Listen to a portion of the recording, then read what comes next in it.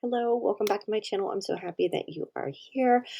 This is episode 2 of FND and Me. You'll have to excuse me.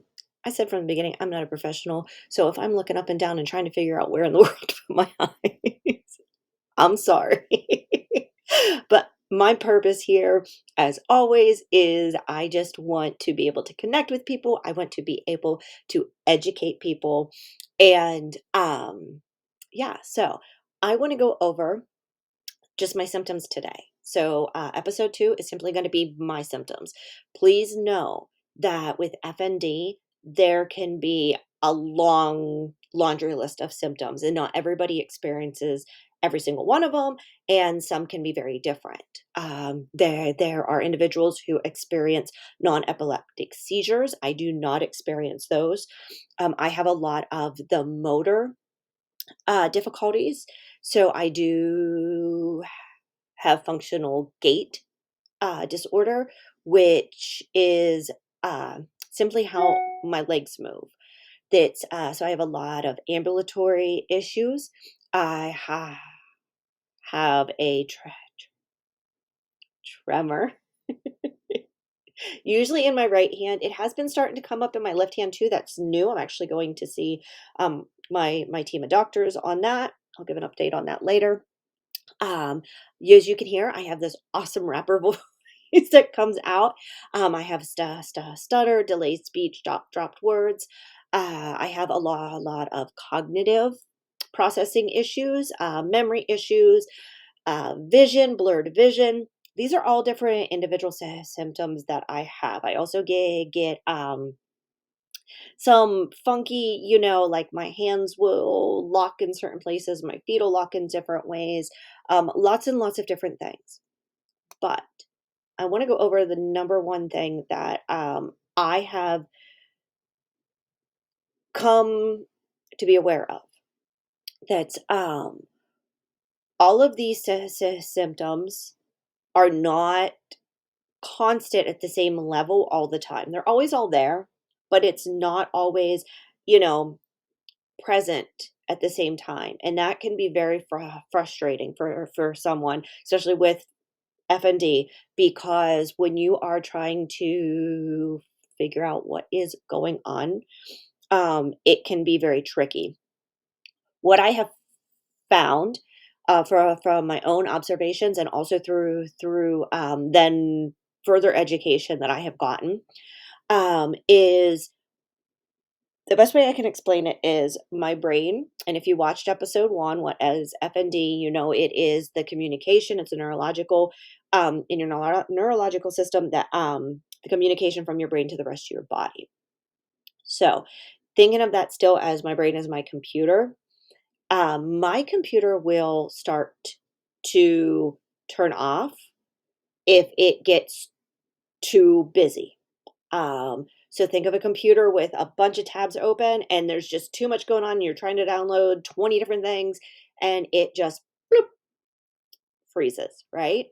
That's basically what my brain does. So when my brain has too much to process, it will almost like do a system restart. I've always explained it as, if you know the old radios, you know, that had the twist knob. You know, you go to turn it on, you twist it on, and you twist it up the volume.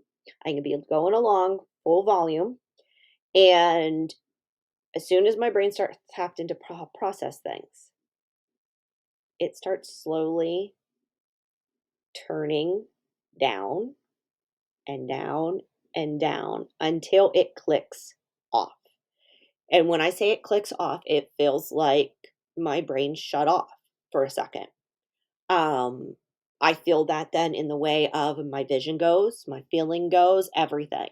I can feel it in the process, especially whenever I'm doing a continuous movement. So if I'm trying to walk, I can start. I will physically start slowing down. Everything starts slowing down. My thoughts start slowing down. Everything does, and it will. It's like I click off. Um, Not to sound dramatic, I've explained it to my doctors uh, as if I would ever think of an experience as feeling like dying, that is what it feels like. It feels like literally, everything just, I'm off. And it can be a really scary experience. So, so with all those symptoms that I said at the beginning, I start seeing those pop up more and more. So again, I'm full blast, I'm on. My brain starts processing things and I start slowing down, right? So I have to make sure that I am monitoring that I'm not turning down too low. How I have to do that is I have to monitor what my brain is processing at any given time. You might be like, okay, what's your brain processing, right? Are you thinking too much? Are you doing? No, think of sitting right now listening to me talk. What is everything that your brain is doing besides the visual, besides the listening, besides the comprehension, besides all of that? Think of all the outside factors. Think about, how are you sitting? What physical things might be? Did you just eat? Is your body digesting food? Are there background noises that you're processing too? Is there movement in front of you, like on the other side of your screen going on? These are all things that your brain processes. So, and it took me a while to realize this because it was scary, because I'd be like, why am I? What would happen is when I first started, I would jump up off the chair, I'd start walking, and I'm not kidding, I would just go down.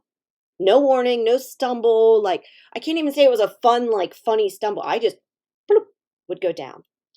And now I don't fall as much. It's not that I have gotten better per se or healed. It's when I stand up. If I right now would stand up from this chair and go be bopping across the floor the same way that I always had, I would still fall. I've gotten accustomed now to slow my movements, slow, the different things that I'm doing. And that has all come through habit and therapies and all of that. But but yeah, so it is, when I say symptoms, I have all of those symptoms.